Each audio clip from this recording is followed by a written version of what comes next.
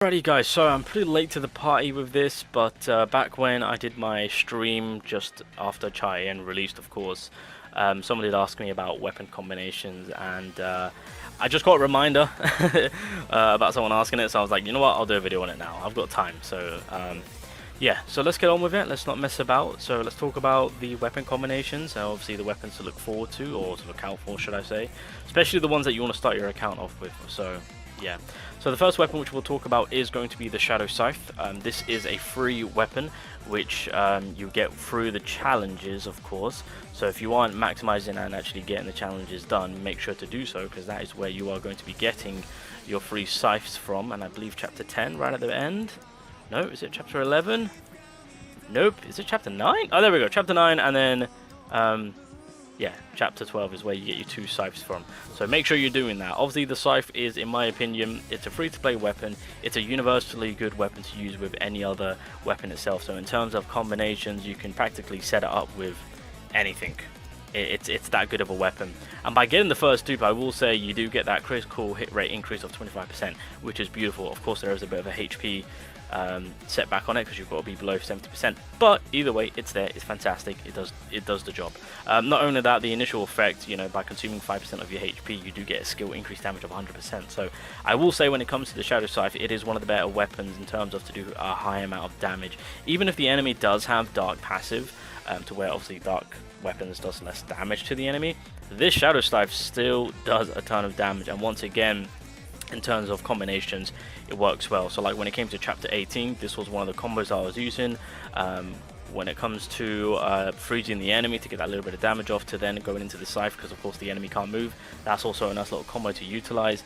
It practically works with any weapon. I'm just going to keep it real. I mean, you can kind of use the Eye of Sauron to kind of group the enemies together, do the damage so they get knocked down, and then you can just swoop in and get the Shadow Scythe going in to kind of clean up. So again, multiple scenarios where the Shadow Scythe is just effectively one of the best universal weapons to use in multiple to all different kinds of combinations. So, and it's free. You get 2 copies. So there you go. Can't go wrong with that. Now, the best weapon, in my opinion, that pairs up with anything to everything is the Plum Flower Sword, and that is why it is a popular weapon which a lot of people are trying to obtain and start their account with. If you wanted my opinion, it would honestly be the Plum Sword and the Grimoire that you really want to focus on to get to kind of start your account off with, because of course these two can pair up with anything. And so because you get the Shadow Scythe, disgusting combo, alright. Really good combinations. The Shadow Scythe and the Plum Flower Sword is well, I was about to say still is one of the best combinations that the game will give you, and you can utilize that practically anywhere to everywhere. I'm just going to put that out there. Obviously with the Plum Flower Sword, it does help you out in more in line of the critical hit damage, which is fantastic. It does give you a bit of a attack increase and critical hit rate increase, but that's from doing the full bloom by dashing and then activating the skill, so that way full bloom will be activated. Realistically, if you also get the first two, you can really maximize the critical hit damage and skill increase damage. So basically the way it works is that this Plum Flower Sword, if you can set up all of its buffs and then go into the Shadow Scythe, then you can really maximize damage. Like, just to give you guys an example, when it comes to the Power of Destruction, I try my best to pretty much get the full bloom going. I do a little bit of dashing so that way I can maximize getting, what was it, the increased damage of critical hit rate by 32%.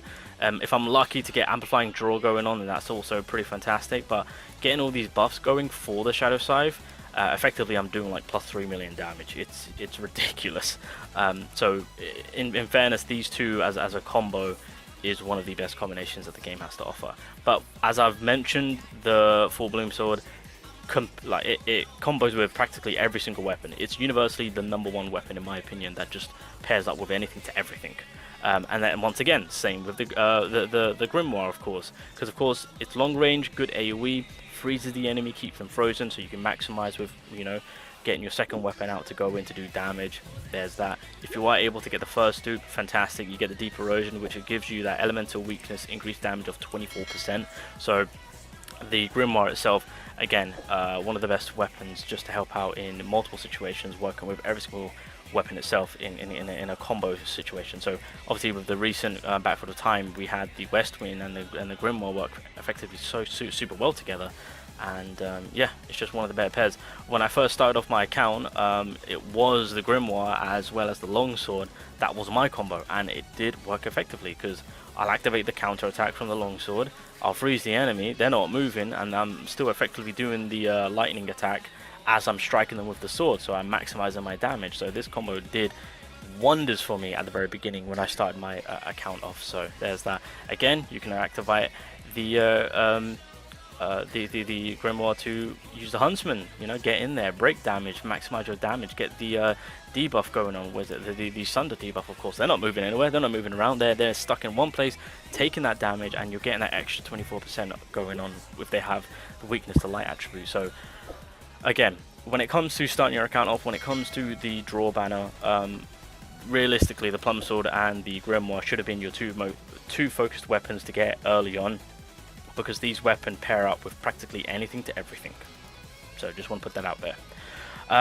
So so with all that being said, I also want to mention the Moon Shadow Dagger.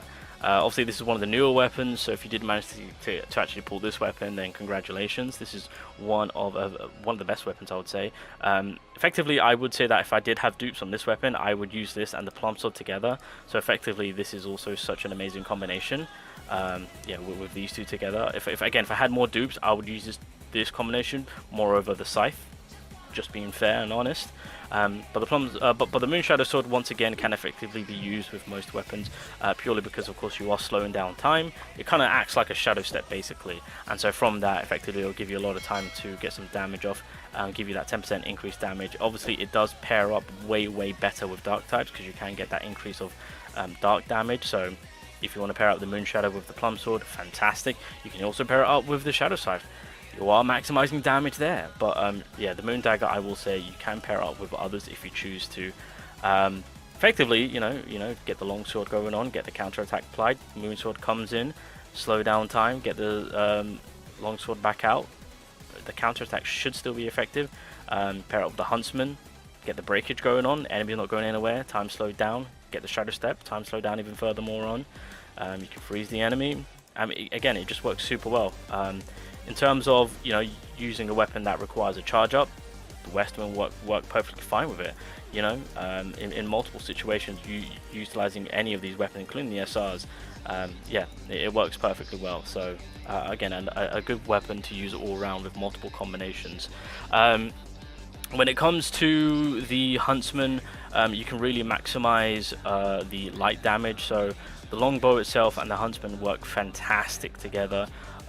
When it comes to the Huntsman, you go in, you do your breakage, you apply the Sunder, so increase break effect by 25% to then increase damage taken by 8%, of course. And then from that you can effectively apply the longbow, which I haven't got it maxed out, which is unfortunate, but it does apply the stun, good decent AoE range if there's multiple enemies, but does do a lot of damage, and you can stack up your increased damage. So this is, in my opinion, the best light combination. I mean, to be honest, if you don't have the Huntsman, then you can replace it quite nicely with the what's this called again? The Lustrous Dragon Sword. This was one of the common SR combination which a lot of people did utilize at the very beginning, but it's just an option. Food for thought. But again, it does work extremely well with, like, obviously all these other weapons, to be honest. So that's a decent combination that you can have between the lights, of course. Obviously with the West Wind, it does require a little bit of range, does require what you call it, charge up. So obviously the Grimoire will work perfectly nice with it, of course. If you want to, you can maximize it with the Eye of Sauron, because of course the Eye of Sauron does kind of bring it all together. So if there's multiple enemies, if there's elites and whatnot, you can kind of bring them all into one little group to then kind of go in with the shot. You can really maximize that with the Ruin too, just an FYI, to kind of get them all kind of grouped up if that's the scenario that you're in need of course. So there's that option, of course, with the West Wind. Obviously crits is also going to be very crucial. So for example, with the Power of Destruction, I've got to give shout out to my boy Pain out here, because of course the Baruka's dagger, he did do a video on it a while back, and I was like, is this really going to work on Power of Destruction? And it does. It effectively does work, because of course with doing the Shadow Step, applying the surprise attack, of course, because I will say +5 is needed. Yeah, so increase the critical hit rate of surprise attack to 40% when using Shadow Step, applies the nimbleness and surprise attack effects. So basically your critical hit rate just goes skyrocket to make sure that you are guaranteed to crit. And so with this weapon, pairing it up with the West Wind in like Power of Destruction scenario, the damage is going to be insane, and from that applying the cooldown to where your sniper will be on like a 1 to 2 second cooldown, so that you can reuse the skill again. So 2 double shots from the West Wind to do over 1 million damage. Yes, please. When it comes to the Vulcan Rage, I do like to, because out of the fire weapons, the Eye of Sauron is my favorite fire weapon that I just absolutely love. Oh my god, it does a lot of damage for myself, so I like to pair it up with Vulcan's Range to kind of maximize the explosive damage that this weapon has.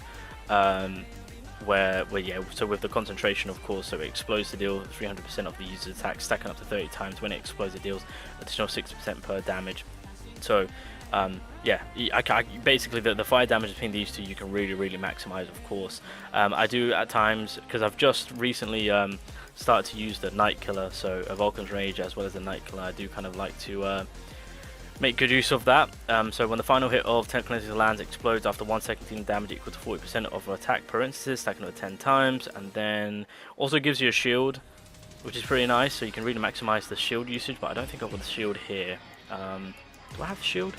I should have a shield. Yeah, so Vulcan's Blessing also gives you a shield, so you can maximize shield on that one. But it is, where is it? When the maximum number of decay effects have been applied, causing the explosion, it applies the component destruction effect.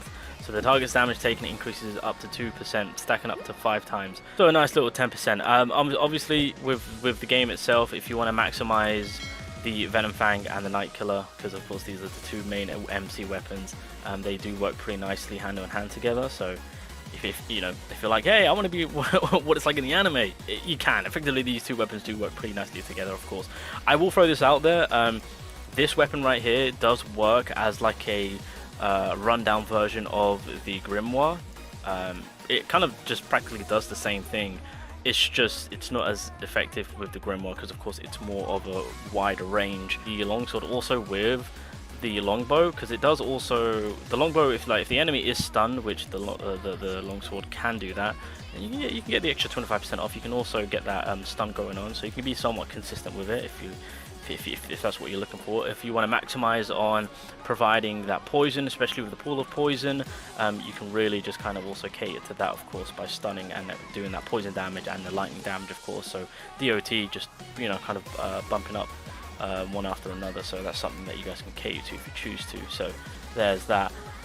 But yeah, those are just some of the combinations which that have done wonders for me, that worked well with myself. Yeah, the Scythe, the Plum Sword, and the Grimoire, I would say those are like those are universal. The Plum Sword is like the #1 universal weapon that can combine with anything in terms of the weaponry usage. But yeah, I think I'll leave it there. That's pretty much all I wanted to talk about. This weapon right here, I'm just trying to figure out what I can do with it, because I kind of want to utilize this weapon, but it's more on the defensive side, and I'm just like, when am I going to ever be needing a weapon where it just heavily provides me with defense more than offense? I feel like there's going to be a game mode where it's just like, we need to survive, and this might be it. Who knows? Maybe one day I can figure out what to do with it. But for right now, yeah, weapon combinations, that's pretty much what I'll go through. Again, universal ones. As long as you got these, you can pair it with practically anything. But yeah, that's what I would just suggest in terms of if you're looking for some combinations with some weapons that are the good ones. So anyway, I'll leave it there. Yeah, hopefully this helps. Take care.